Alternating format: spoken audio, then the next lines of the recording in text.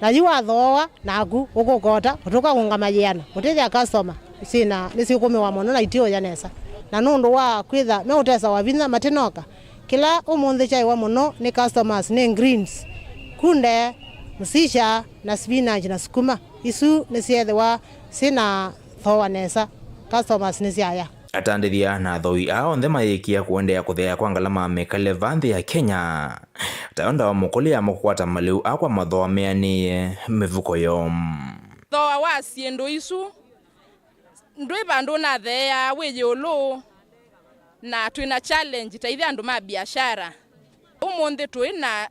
ata muno twata twinetha tunata muno twata average na yi kivalua chumu ku convince customer okulingana last week ondo tuneka kiu nicho challenge kila twakwata Vilingi ndo nokuma kibwezi kaunti ya Makueni nyene tawa Ken Molinge.